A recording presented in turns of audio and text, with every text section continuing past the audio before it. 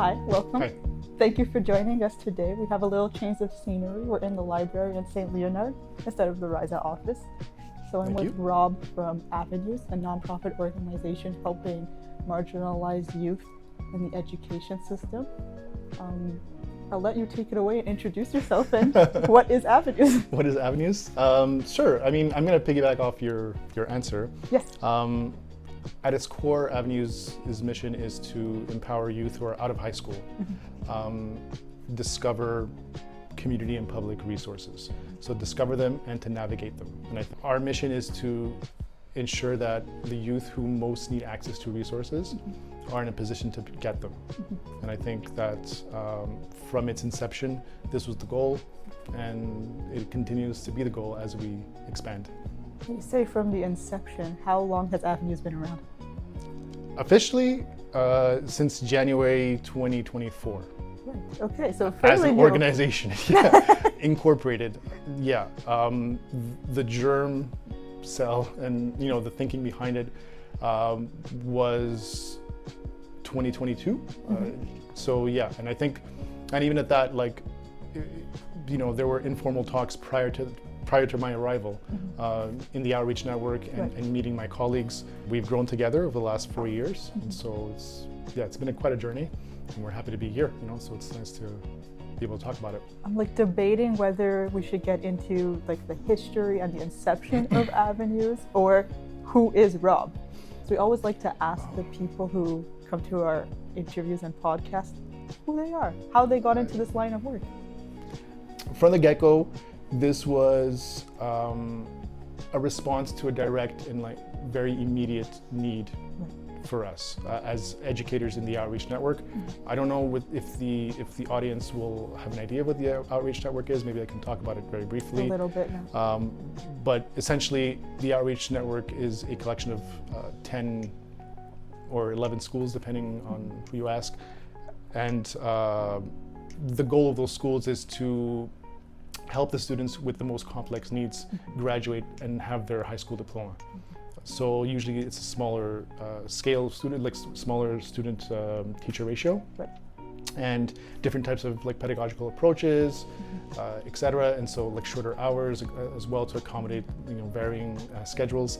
And so what we started to notice as educators is that once the students phased out of high school, they would often return to the schools themselves, because the schools ended up being these kinds of hubs of trust with adults. And so my colleagues were doing this way before I arrived, and very informally. So you'd have 19-year-olds often coming in, hey, how do I apply here? What do I do with this? Can I talk to you about this?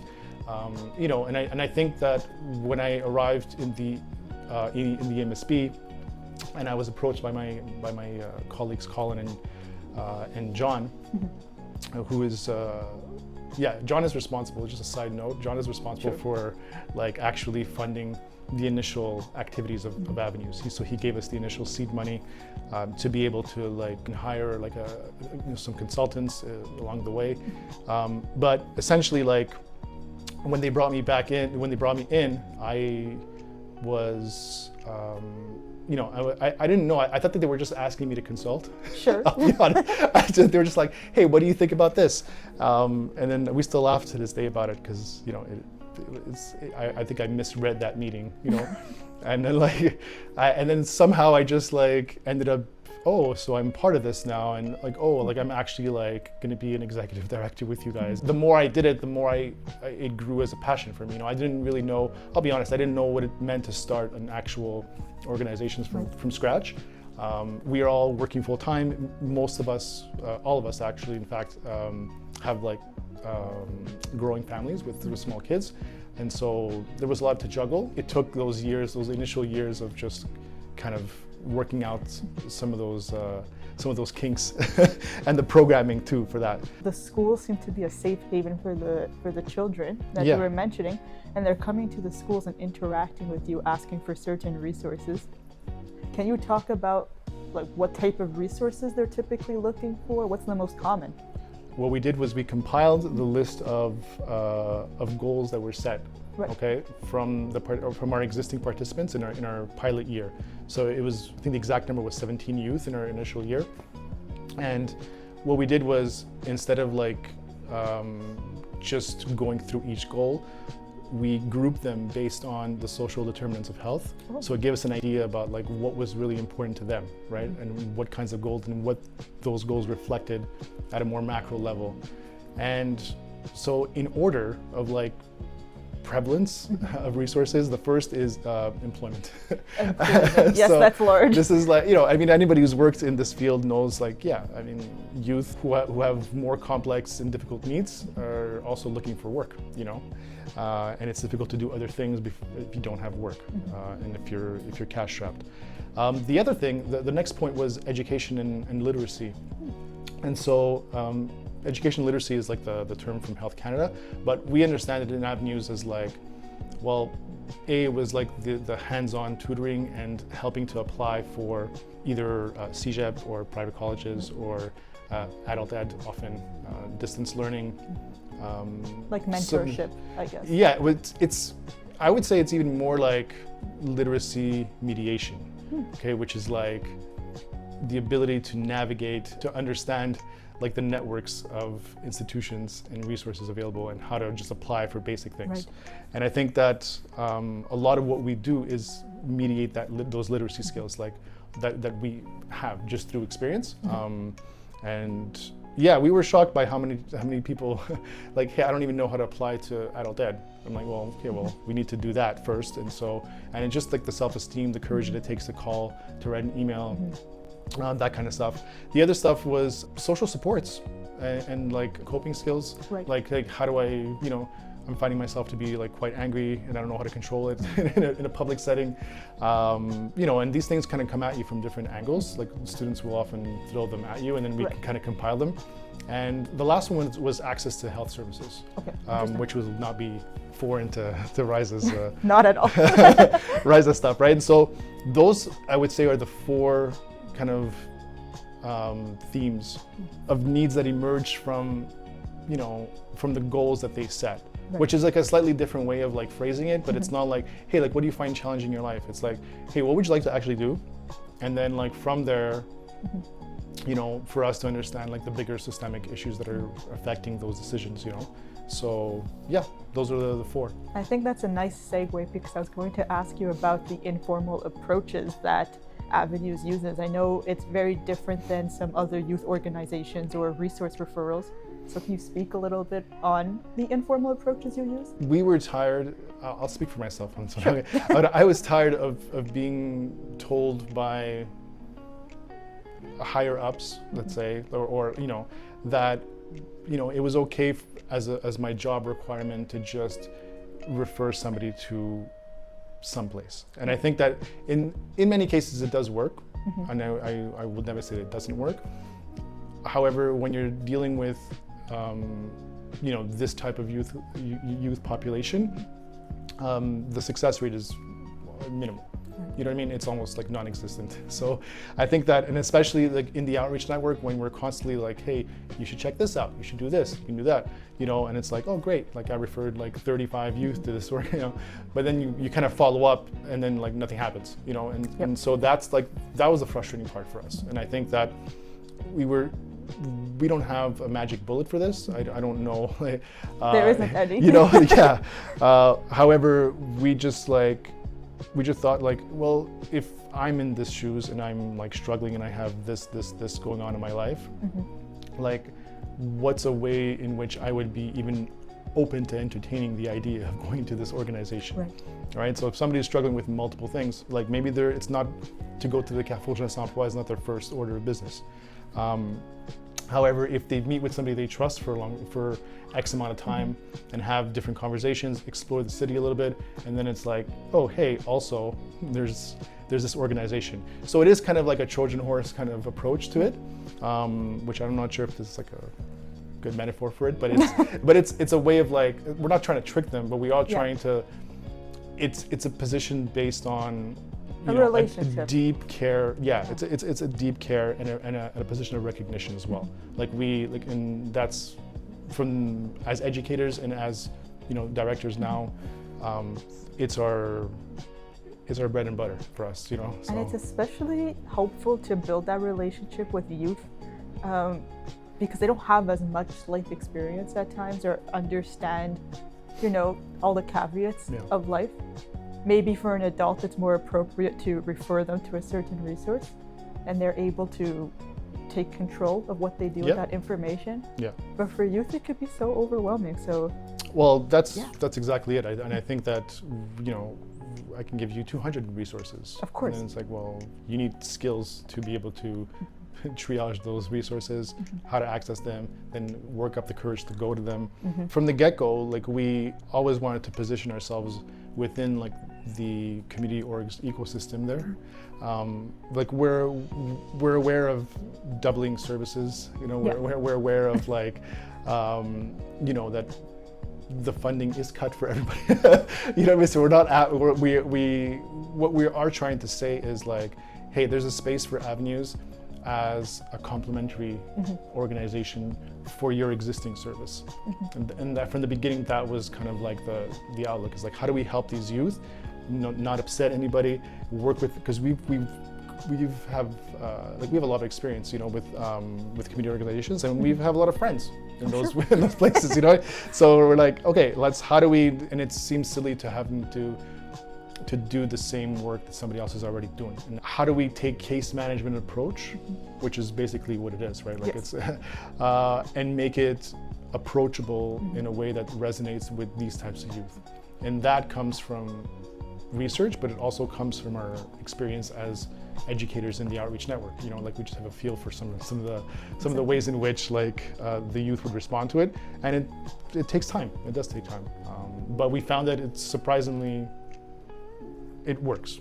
It does work. Do you find that the way youth responds to the outreach and the case management, do you find it changes? I can tell you that there's change if the more a youth decides to stick to it. Right. And I think that the more that we're stubborn as an organization and just hey, well, if it's not this time, it'll be next time, it's okay, we'll get back to you. You're still technically enrolled. Then we start seeing changes in the relation to other organizations. They're able to go by themselves, or they're and they can navigate different institutions as well. What are some of the success stories from Avenues, if you're allowed to share? Yeah, I mean, I'll give you one. And I think the biggest one is our original OG participant. Okay, so tell us. I mean, he was good friends with Colin, my the other co-director, and they met in the outreach network years ago. And he was a basketball star in high school, was ready and willing to go play at the CJEP level. Then encountered some personal issues, did not go his way, and so kind of dropped out. Gained a lot of weight, was kind of in the gutter. And it was basically Colin and John who really slowly, this is before Avenues or anything, it was more like a friend, was just hey, can we talk? Can we do this? Can we do that? Can I take you here? Can we try to apply there? And then when Avenues officially started, he enrolled symbolically, I guess, right? But still, it was a continuation of a lot of the stuff that he had been doing, and was able to get it in a more structured way, I suppose, after we have thought about the phases and Avenues. Right. From where he was to a year later, he was able to successfully complete behavior tech, special education degree at TAV College, and is now working for the MSB. That's amazing. Tonight is our first board meeting of the year, and he's joining our board. Right, so now he's our youth rep for the board. So it's kind of come full circle. It is. And I think that that's the best way to do it, because it's also going to give us an idea of what works for the organization, what really works, what can we change, and to have him accept to do that is wonderful. Yeah. It is beautiful, and honestly, it is a full circle moment. It's always nice to see people contributing after you've given them the resource and seeing them flourish. Yeah. And that's really what this is about, seeing people flourish after giving them the resources and the tools that they need to be able to get what they want in life, right? Yeah. And just for our listeners who are in our network, how could you be of assistance to them? And what can they look forward to in the future for Avenues?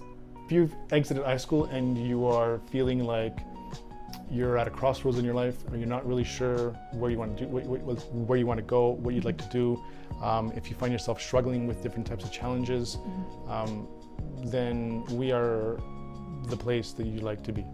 Originally and still now, our initial pool of youth participants are graduates from the outreach network, but we are open to anybody. In fact, we are open to any, for those who are also curious about discovering the city. To return to that informal aspect of the case management, right? A lot of those meetings are often in different places in the city, in small local businesses, local shops, right. And they're often next to other existing community or resources. And so like the meeting will take place over a sandwich, for example. It's not super complicated, but it's highly effective. And then and it's like, hey, you discovered this neighborhood. Like we brought you to Saint Michel. Like we've eaten here, that's cool. Let's go visit the Sigier. It's like right next door. Let's go meet a specific person. A lot of that back end work about of knowing who like the key actors are in an organization, that's our job, right? That's the actual job. We are in a transition year. This is a big year for us. We'd like to, a lot of this has been done on a volunteer basis from all of us, and we're excited for it. We love it. But in order for this to grow, there's other stuff that has to align for us, moving forward. But until then, we're happy to accept anybody who's not in high school. The minimum age is 16 years old, 16 to 31 is our age range. And in fact, we've covered most of that age range already, which is nice. Yeah, so I think the takeaway for me is if you're a youth, you're not sure where to go next, or you need help navigating Montreal or its resources, this is a really nice informal way to get connected and talk to like-minded people and talk to people who are relational. Sure. Yeah, that's a good word. And I'll also add that the Avenues programming generally, like the flagship program is the one-on-one connecting, like the Connect program. And what we started to notice was that a lot of the youth, regardless of how tough they appear, they are also looking for a sense of community and social support. And so we started to do these kind of bi-monthly activities. Sometimes they're monthly. Realistically, they're bi-monthly. It's great. Like there's a great turnout for those kids, and it's a way for them to, you've been seeing this facilitator, you've also been hanging out with this facilitator, I'm doing this, and then there's a lot of different types of connections that emerge from that, and that's been pretty rewarding too. This is pretty rewarding. And I think if you're a partner listening or a community organization that's listening, this is a great resource and organization to get in touch with, and let them know that you're interested in working together. Yeah, we have a growing list of over 20-25 organizations already in Avenues kind of network. And what that means is that somewhere along the line of this 1 year process, we were in touch with that organization, or we sent somebody there with a facilitator. We'll do a lot of the outreach, essentially, basically. But we're happy to do so because it's a niche that is not filled, and it hits a population of youth that is often very difficult to find for organizations. I could never find them when I worked in youth organizations, so it was quite difficult. We are in a nice spot to be able to offer these youth that possibility, and for organizations to also give those services to them. And I think that so whenever they want to reach out, I'm there. I know, unfortunately, this episode went by really quickly, actually. I will be sure to link everything Avenues related in the bio of the YouTube video. If anyone wants to get in touch with Avenues or with Rob, the information will be there, like the website, the social media. But I really want to thank you for your time. This was really interesting.